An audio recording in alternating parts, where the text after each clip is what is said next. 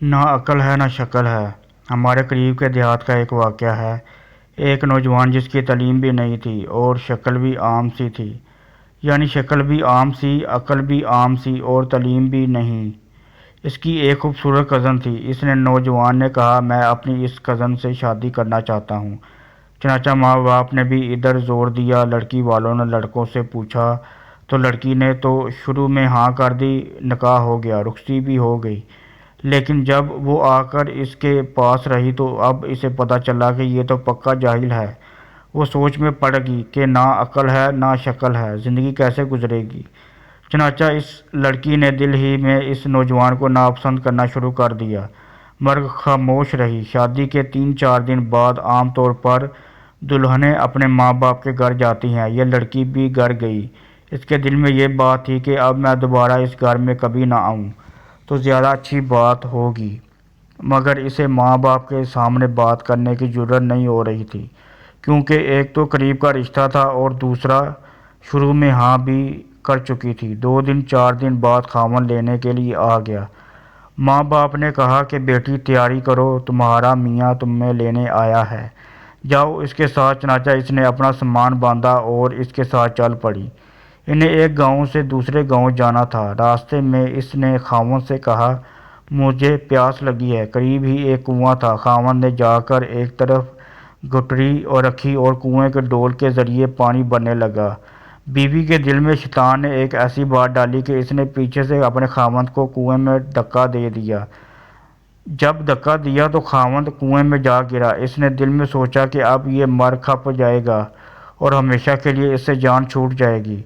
اب وہ واپس ماں باپ کے گھر چلی گئی اور اس نے ان کے پاس جا کر عورتوں والا مکر کیا۔ عورتیں مکر میں تو مشہور ہوتی ہیں، وجہ وہ جیسے اخوان یوسف نے مکر کیا تھا ویسے ہی اس نے بھی مکر کیا۔ وہ روتی ہوئی گھر پہنچی۔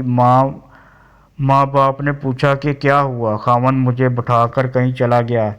میں اتنی دیر تک اس کا انتظار کرتی رہی۔ میں اکیلی تھی، مجھے ڈر لگنے لگا، کوئی غیر مرد آ جاتا تو میرا کیا ہوتا؟ مجھے جان کا بھی خطرہ تھا اور عزت کا بھی خطرہ تھا۔ وہ تو بڑا بے پرواہ سا آدمی ہے، اس لیے میں واپس آ گئی ہوں۔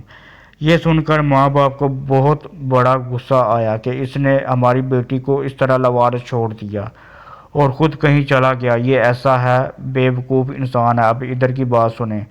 جب خاوند پانی میں گرا تو جان بچانے کے لیے اس نے ہاتھ پاؤں مارے تو اس کا ہاتھ اس رسے پر پڑ گیا جس کے ساتھ ڈول بندھے ہوتے تھے۔ اس نے اس رسے کو مضبوطی سے پکڑ لیا اور ڈوبنے سے بچ گیا۔ کافی دیر کے بعد اس نے ہمت کی اور آہستہ آہستہ رسے پر چڑھتے چڑھتے باہر نکل آیا۔ باہر نکل کر اس نے سوچا کہ میں کیا کروں؟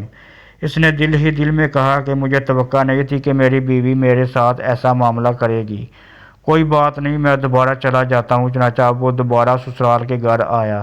اتنے میں کپڑے بھی خشک ہو گئے تھے۔ جیسے ہی وہ سسرال کے گھر میں داخل ہوا تو لڑکی کے والدین نے اس کو بہت جلی کٹی سنائی۔ کہنے لگے، تو کیسا عاقل انسان ہے کہ تو ہماری بیٹی کو اکیلے چھوڑ کر چلا گیا، تو بڑا بے پرواہ ہے، تجھے اس کا ذرا خیال نہیں۔ انہوں نے جو کچھ کہا اس نے خاموشی سے سنا اور آخر میں صرف اتنا کہا کہ ہاں، مجھ سے غلطی ہو گئی ہے، بہرحال آپ اپنی بیٹی کو بھیج دیں، ہمیں گھر جانے میں دیر ہو رہی ہے۔ جب انہوں نے دیکھا کہ یہ بہت شرمندگی کا اظہار کر رہا ہے تو انہوں نے پھر بیٹی سے کہا، کوئی بات نہیں، اب تم چلی جاؤ۔ اب بیٹی تو چل پڑی، لیکن اس کے دل میں ایک بات بار بار آنے لگی کہ اگرچہ یہ ان پڑھ تھا، اگرچہ یہ بے عقل تھا، شکل اچھی نہیں تھی، مگر اس نے میرے ماں باپ کے سامنے میرا عیب تو چھپایا ہے۔ اس کا دل بڑا ہے نا۔ اگر یہ میرے ماں باپ کے سامنے میری حرکت کھول دیتا تو میں تو ماں باپ کو چہرہ دکھانے کے قابل نہ رہتی۔ اس ایک بات پر اس لڑکی کے دل میں خاوند کی ایسی محبت پیدا ہوئی کہ اس نے اپنی بقیہ پوری زندگی اپنے خاوند کے محبت میں گزار دی۔